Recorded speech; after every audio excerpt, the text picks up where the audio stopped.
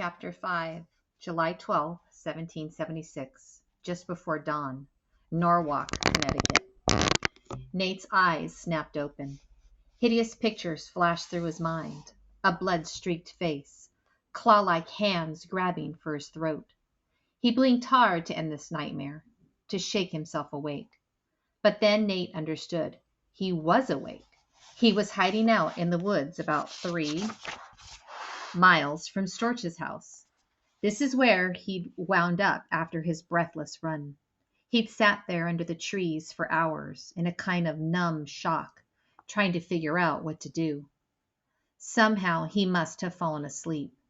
It was now pitch dark. Strange sounds rose up around him. Clicks and buzzes and hoots. The rustling of invisible wings and paws. His jaw throbbed. His neck felt swollen and bruised. But even worse was the loneliness. He felt like a castaway clinging to a barrel in a stormy ocean. He'd made a giant mistake, he realized, fighting back tears. He had to go back to Storch's, to Eliza and Theo. He stood up and started to make his way through the woods. Storch would be calmer now, Nate told himself, and whatever Storch might do to him, he'd have to take it. Because what choice did he have? He didn't have a single coin in his pocket or a scrap of food to eat. He was just a boy, alone in the world. But then as Nate walked along, he thought about another boy who had once been by himself, the pirate Slash O'Shea. Nate slowed down as he remembered the stories Papa had told him about when Slash was a kid. He'd been born in London, England. His parents had died before he was 5 years old. He wasn't called Slash yet. Back then, he was called Jonathan. With his parents gone, he wound up in a filthy orphanage, more like a prison than a home for helpless kids. The food was barely fit for pigs. The beatings were brutal. Finally, young Jonathan couldn't take it. When he was 10 years old, he ran away. He must have been terrified, Nate thought, like Nate was now. But there was no way he'd go back to that wretched orphanage. Jonathan got himself a job on a ship as a cabin boy. He'd sailed away, and he never looked back. Nate pictured a boy standing on the deck of a big sailing ship. The boy's face became clearer until it became Nate's own face. Nate blinked. Something inside him shimmered. Suddenly, the night didn't seem so dark. If young Slash could go to sea, why couldn't he? Sure, Nate was too young. Papa wouldn't hire cabin boys who were younger than 14. But Nate was bigger and taller than most 11-year-olds, and Papa had taught him to work harder than sailors twice his age. Nate quickened his step as he made his plan. New York City was about 50 miles south of here. He'd go to Norwalk Harbor. There were always boats heading down to New York City, loaded up with vegetables or oysters or hogs to sell. Nate would hide out on one of those boats. If the winds and currents were strong, he would be in New York City by the afternoon. The city had one of the busiest harbors in the colonies, with merchant ships heading to the Caribbean and Europe and all corners of the world. There had to be at least one captain willing to give Nate a chance. Nate could practically feel Papa's hand on his back, pushing him along. He saw Theo in his mind with his bright and hopeful eyes, and remembered the last word Eliza had said to him, "Go." He made it to the harbor several hours later. The docks were already crowded with sailors and fishermen preparing for the day. Nate for once lucked out. At the end of the dock was the sailing ship Valerie. It made weekly runs to New York City, Nate knew, and its deck was already loaded up with baskets and crates heaped with corn and potatoes and cherries. The sails were up. The ship was about to leave. There were only 3 men working on the small ship. They were too busy working to notice. When he slipped on board, he scurried across the deck and hid himself between 2 big baskets of corn.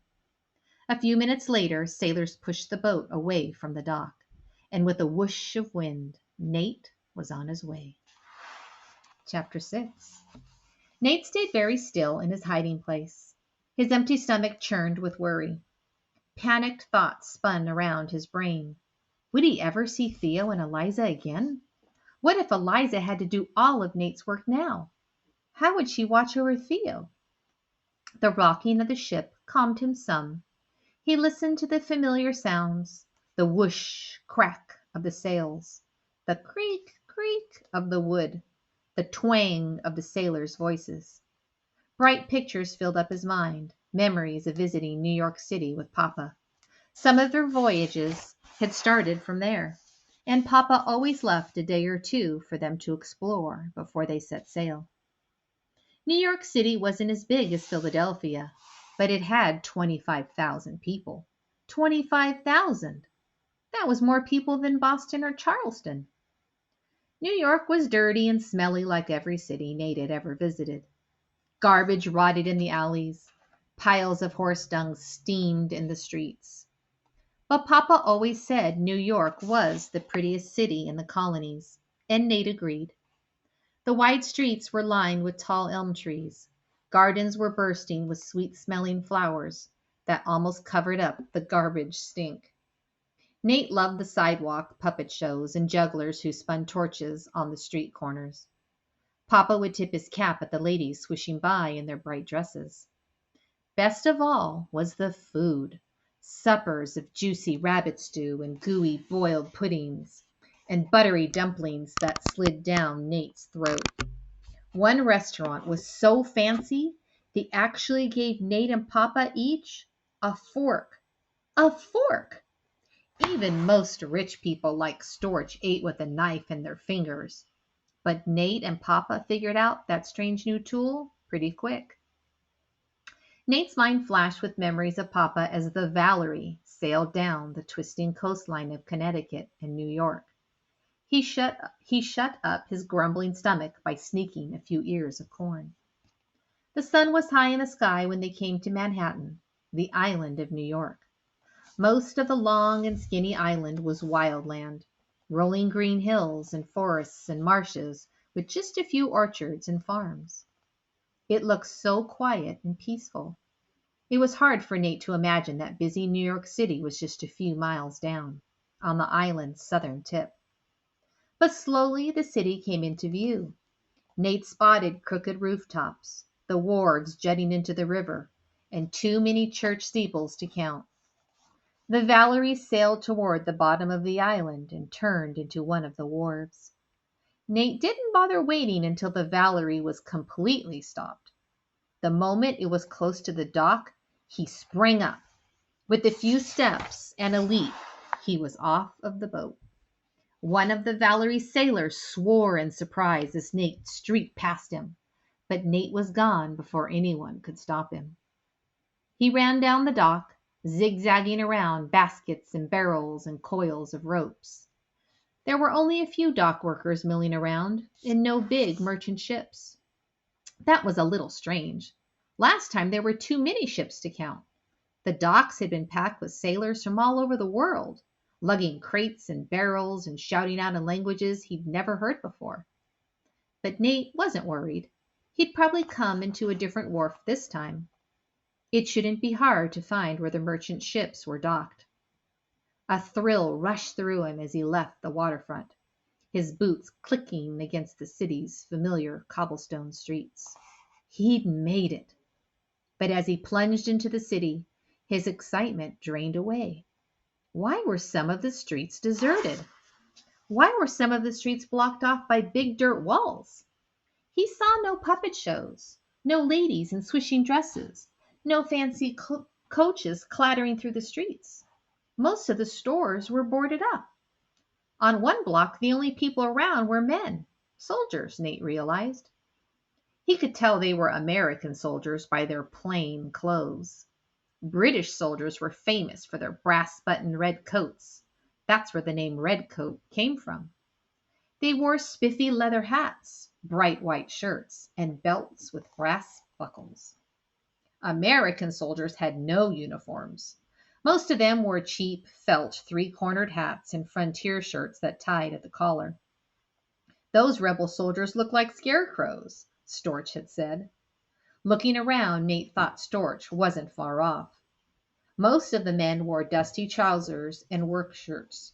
Their weapons were beat up muskets or rifles. The deeper into the city Nate walked, the more soldiers he saw. Most were hard at work. At the end of the street, dozens of men were building another big dirt wall. Farther down, Nate saw three men pulling a cart carrying a huge cannon. What was happening here? The hairs on the back of Nate's neck prickled up. Nate suddenly remembered what Storch and Marston had been talking about yesterday as they ate their goose. Nate hadn't been paying close attention, but now Storch's words came back to him as though he were right next to Nate, barking in his ear. The king sent hundreds of ships. The big battle is coming any day. Washington and his army of traitors will soon be crushed. Nate figured Storch and Marston had been talking about Boston. As far as he knew, that's where most of the fighting had been. But now Nate realized they must have been talking about New York City. No wonder the docks had been mostly empty. No wonder the streets were deserted. There had to be thousands of soldiers here. Most of the people living here must have left. And that's when Nate fully understood what he'd done. He'd escaped Storch, and he'd landed smack in the middle of the war.